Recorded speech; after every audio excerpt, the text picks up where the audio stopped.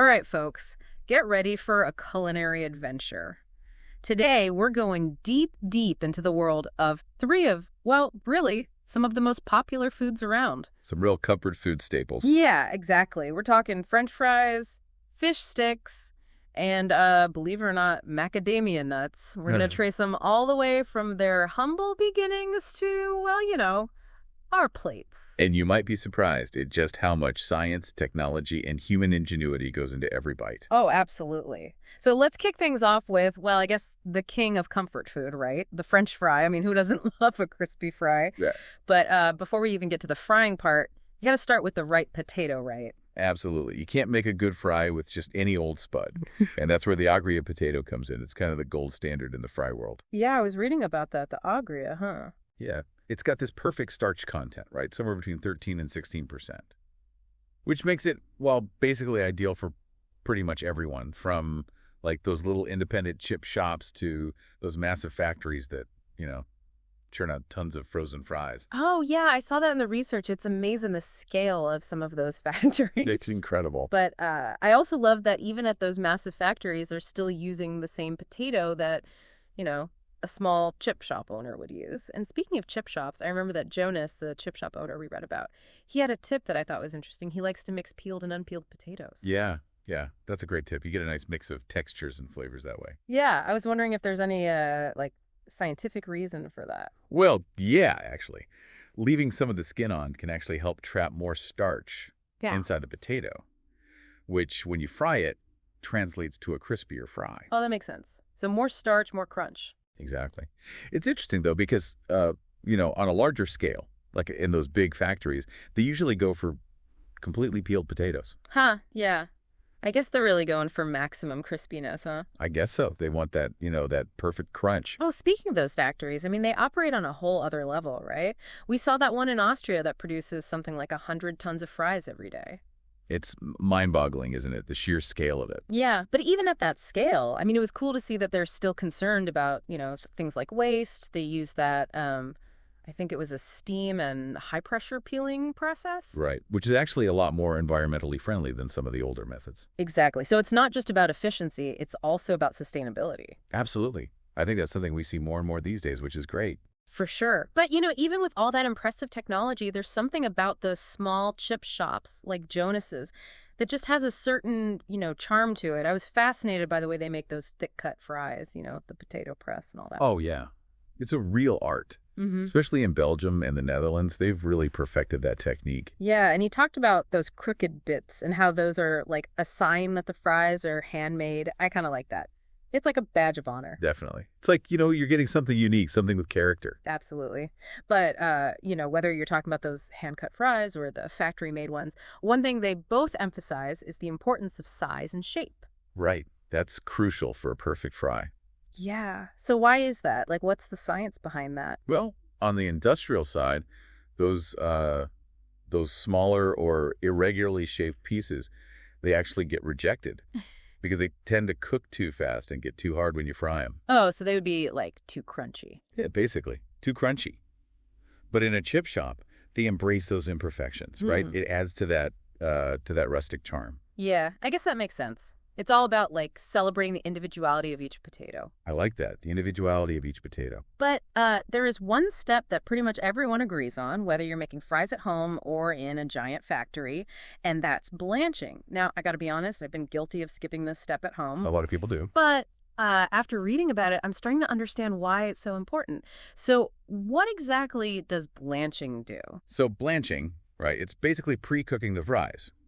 And it serves a couple of purposes. First, it helps to set the structure of the fry so it doesn't just, fall apart in the hot oil. Oh, okay. Yeah. So it's like giving it some strength. Okay. Exactly. Okay. And it also helps ensure that it cooks evenly and gets that, beautiful golden color we all love. Right. So it's more than just an extra step. It's actually like a crucial part of the process. Definitely. It's like laying the foundation for French fry perfection. I like that. Laying the foundation. And then, of course, there's the double frying technique. Jonas, the chip shop guy, he swears by it. And it's also a staple in those big factories, right? Oh, absolutely. Yeah. Double frying is the key to achieving that perfect combination of crispy exterior and fluffy interior. Yeah. He described the first fry as, creating the softness, and then the second fry is what really makes them crispy. Right. And it's not just about the texture either. That second fry, it allows something called the Maillard reaction to take place. Wait, that reaction? The Maillard reaction, it's basically a chemical reaction between amino acids and sugars in the potato. Oh, okay. Chemistry. Yeah. And it's what creates those complex flavors and aromas that make fries so irresistible. So it's not just about the crunch, it's about the flavor too. Exactly. It's like a flavor explosion. I like that. Flavor explosion. I agree. But, we see those almost ready fries in the frozen food aisle all the time. And I always wondered, are those trying to, replicate that double fry magic?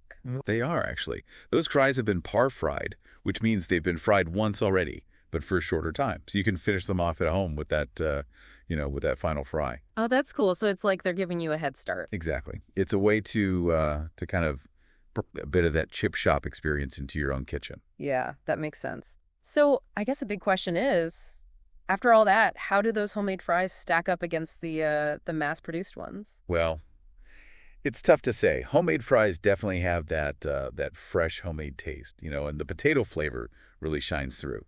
But the mass-produced fries, they can be surprisingly good, especially if you give them that final fry at home. Yeah, I've been impressed by some of the frozen fries I've tried. It's amazing how they've been able to, capture so much of that chip shop goodness in a frozen package. It really is.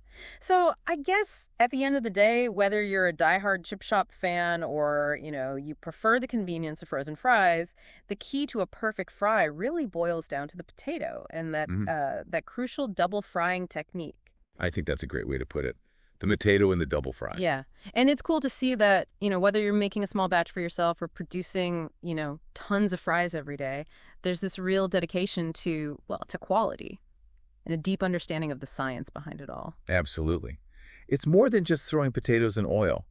There's a real art and science to creating those perfect, crispy, golden fries that we all crave. Well said. But hold on to your appetites, folks, because our culinary journey is just getting started. Next stop, the deep freeze. We're going to dive into the surprisingly intricate world of fish sticks. Okay, so from those crispy golden fries, we're moving on to another, I guess you could say another freezer aisle staple, right? Another classic, the fish stick. Yeah, the fish stick. I got to be honest, fish sticks haven't always been top of mind for me, culinarily speaking. Yeah, I get that. But when I saw how much we actually consume, it's kind of mind-blowing.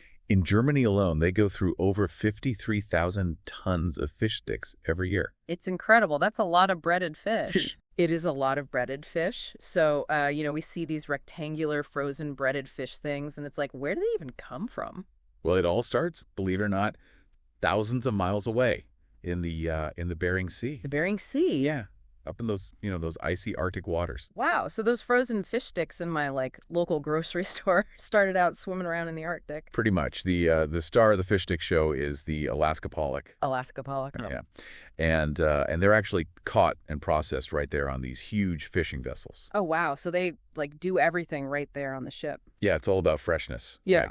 So as soon as those Alaska pollock are caught, they're filleted, deboned, and flash frozen at super low temperatures. I think I saw netted at 30 degrees Celsius. Yeah, something like that. Right. It's pretty intense, but it's what helps lock in that quality and prevent spoilage. Makes sense. So those big frozen blocks we saw in the in the research, those are basically just giant bricks of fish fillets all ready to become fish sticks. Exactly. And each block can yield almost 400 fish sticks. Pretty impressive. Yeah, but before they even get to the cutting stage, they go through this whole quality control process, right? Oh, absolutely. They have to be super careful. Any inconsistencies in size or even little air pockets can really mess things up. It's amazing the level of precision that goes into something that, most of us just kind of pop in the oven without a second thought. It's true. There's a lot more to it than meets the eye. So, okay, how do they actually turn those massive blocks into those perfectly shaped fish sticks? Well, it's a multi-step process involving a series of saws. First, they cut the blocks in half, then they slice those halves into bars, and then finally those bars are cut into the individual fish sticks. And they do all of that while the fish is still frozen solid. You got it. Keeping it frozen helps minimize waste to make sure they get those, those nice clean cuts. It's pretty efficient. Yeah, gotta love efficiency. Okay, so now we've got our fish sticks. They're perfectly shaped, but they're still naked, right? Time for the breading. Yeah, time for the breading. This is where things get a little messy. I was gonna say it kind of reminds me of like making pancakes, but on a much larger scale. Yeah, that's a good analogy. Yeah. So the first step is the what they call the wet breading, which is basically a mixture of water, flour, and salt. Okay, so like pancake batter. And just like with pancake batter, the consistency has got to be just right. Yeah. Not too thick, not too thin. It's got to be able to coat each fish stick evenly. Yeah, and then I noticed they use air blasting to remove any excess wet breading. Why do they do that? Well, there's a very specific ratio they need to hit: 65% fish, 35% breading. Yeah. Any more breading, and it wouldn't technically qualify as a fish stick. Oh, so there are like official fish stick rules. Pretty much, yeah. They're standards. Makes sense. All right, so we've got our bread and fish sticks. They're looking good. And now, the moment we've all been waiting for, the deep fryer. Yeah, time for the big fry. So what exactly happens, when those fish sticks hit that hot oil? Well, the breading obviously gets nice and crispy, golden brown. But the fish inside, it actually stays frozen. Stays frozen. Wait, how is that even possible? Well, it's about timing and temperature control. The oil is hot enough to cook the breading, but the fish sticks are only in there for a short amount of time, so the inside doesn't actually thaw out. Oh, that's pretty impressive. So it's like cooking the outside but keeping the inside frozen. Yeah, that's a good way to put it. And it's really important for maintaining the structural integrity of the fish stick. Right, so it doesn't like fall apart when you bite into it. Exactly. Nobody wants a mushy fish stick. Oh, no, definitely not. But I'm curious, what's going on with the breading at like a molecular level when it hits that hot oil? Is there like some kind of science-y stuff happening? There is, actually. Remember that Maillard reaction we talked about with the French fries? Vaguely.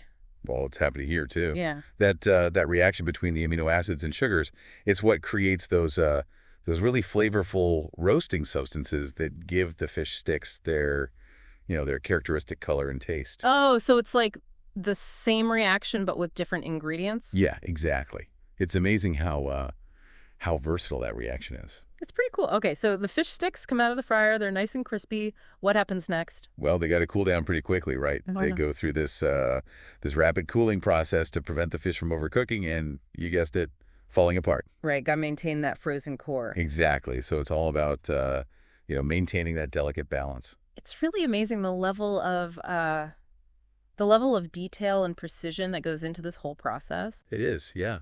And, from start to finish, the whole thing takes less than half an hour. Less than half an hour. Wow. Yep. And that factory we were talking about before, the one that makes, I think it was 7 million fish sticks per day. Yeah, that's the one. Well, that's just one example of how efficient modern food production can be. It really is mind-boggling when you think about it. From, catching the fish in the Bering Sea to like packaging those crispy little sticks. It's just wow. Yeah, and it really shows how interconnected our food system is. We could be enjoying a fish stick in, say, Europe, but its journey actually began thousands of miles away. Yeah. Up in the Arctic. It's pretty wild when you put it that way. But hey, let's trade those icy waters for something a little warmer, shall we? Get ready for some sunshine and sweetness, folks, because next up, we're exploring the fascinating world of raisins. Okay, so from the frigid Bering Sea, we're heading to sunny South Africa, the land of vineyards and well, something else that might surprise you. Oh, yeah. What's that? Raisins. Raisins, huh? Yeah, South Africa, it's not the first place that comes to mind when you think of raisins, but it's actually a major producer. That's true, yeah. And for our listeners in Germany, you might be surprised to learn that a lot of the raisins you enjoy actually come from South Africa. Right. Germany, you guys, you really love your raisins. The research showed that you consume like a whopping 66 million kilograms every year. That's a lot of raisins. That's a lot of raisins. And speaking of loving raisins, who doesn't love a good raisin roll, right? Yeah. But before those raisins end up in your favorite pastry, they have quite a journey. Yeah. Yeah, they definitely go through a lot. So it all starts in the Orange River Valley, right? Which is, it's actually on the edge of the Kalahari Desert. Yeah, a really unique region. Yeah. It seems kind of like a strange place to grow grapes, but Uh, the Orange River provides enough water for cultivation, even in that kind of arid environment. it's amazing how resilient those grapevines are. It is. So, is there a special type of grape that they use for raisin production? There is. It's called the Sultana It's a grape. Sultan grape. Okay. Yeah, and it's a seedless variety, which is great for raisins, and it really thrives in that South African climate. Oh, okay. So it's like perfectly suited for that environment. Exactly, and it's important to remember that that the Sultana grape is a table grape, so it's different from the grapes they use for wine. Oh, right, right. So basically, raisins are just dried table grapes. Well, yeah, in a nutshell, but the process is a bit more involved than that. Yeah, I was gonna say there's got to be like more to it than just leaving grapes out in the sun to dry. Oh yeah, there's definitely a bit more to it, but you're not totally wrong. The sun does play a big role. Okay, so how do they actually make those perfectly sweet and chewy raisins? Well, after the grapes are harvested, they spread them out on these large concrete floors to dry. And the sun, it basically does all the work. It evaporates the water from the grapes, which concentrates the sugars. Oh, okay, so that's what gives them that sweetness and that wrinkled texture. Exactly. It's pretty amazing actually. Something so simple, just harnessing the power of the sun, and you get this delicious and versatile ingredient. Yeah. It's a good reminder that sometimes the simplest methods are the best. Speaking of versatility, I've always wondered what's the difference between raisins and currants? They seem pretty similar. Yeah, they are. They are pretty similar. I mean, they're both dried grapes, Yeah. but currants are made from a different grape variety. It's called the black Corinth grape. Okay, so it's all about the grape. Yeah, the grape variety makes all the difference. Currants tend to be smaller and have a slightly more tart flavor compared to ravens. Interesting. So it's like same process, different grape, different outcome. Exactly. And speaking of different outcomes, we talked about sugar before. Are raisins basically like sugar bombs? Yeah, that's a good question. I mean, they are pretty sweet. They are sweet. They are high in natural sugar, Mhm. but they also pack a good amount of fiber and antioxidants. Oh, okay. So it's like all things in moderation. Exactly. Everything in moderation. Okay, so the grapes have had their sunbathing session. They're dried out. Are they ready to be like packaged up and shipped off to Germany for all those raisin rolls? Not quite. They still need a little bit of TLC at the factory. They're separated from their stems, washed to get rid of any debris, and then they're coated with a thin layer of organic oil. Oh, so they get a little spa treatment after their sunbath. You can say that, yeah. Yeah. It helps to prevent them from sticking together. Okay, that makes sense. So eventually, those South African raisins, they make their way to Germany, where they become, a star ingredient in those delicious Rosinenbrochen. That's right. And those raisin rolls they're often made on a massive scale. We saw that wholesale bakery that produces over 100,000 rolls every day. It's hard to even picture that, Like how many raisins does that even take? It's a lot of raisins. Yeah. So how do they turn all that dough into those delicious rolls? Well, it starts with a beautifully layered puff pastry, Hmm. and here's a key detail. They don't just like mix the raisins into the dough. They carefully spread layers of marzipan, or sometimes persipan. Persipan.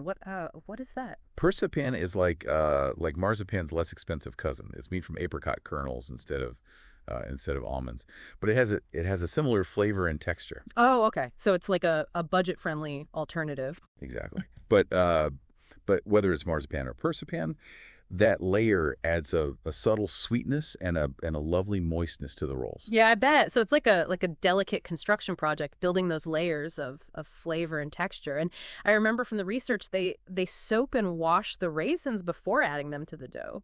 Why is Yeah. that step so important? Well, it's all about moisture control. Soaking the raisins helps to make sure that they don't dry out the pastry during baking. Right, because nobody wants a dry raisin roll. Exactly. So from those sun-drenched vineyard in South Africa to a cozy bakery in Germany, the raisins journey is it's a pretty amazing blend of nature, technology, and human skill. Yeah, it really is. And it's a good reminder that even the simplest ingredients often have a really complex and fascinating story to tell. Absolutely. And I think the biggest takeaway from all of this is that there's so much more to our food than meets the eye. Behind every bite, there's a story of science, innovation, and the hard work of countless people. Yeah, it's really easy to take it all for granted, but when you stop and think about all the steps involved, all the people and the processes, it's pretty remarkable. It is, and I think it's a good reminder to slow down, appreciate the food we eat, and acknowledge all the things that had to happen to bring it to our tables. Well said. Well, folks, that brings us to the end of our culinary journey. We've explored the incredible journeys of French fries, fish sticks, and raisins. And I don't know about you, but I'm definitely feeling a little bit more appreciative of these everyday foods now. Me too. Yeah, it's been a really fascinating exploration. It has. So next time you reach for a snack, take a moment to think about its journey. Where did it come from? How did it get to you? You might be surprised by what you discover. Yeah, I think that's a great thought to leave our listeners with. It is. Well, thanks for joining us on this delicious deep dive. And until next time, keep exploring the fascinating world of food.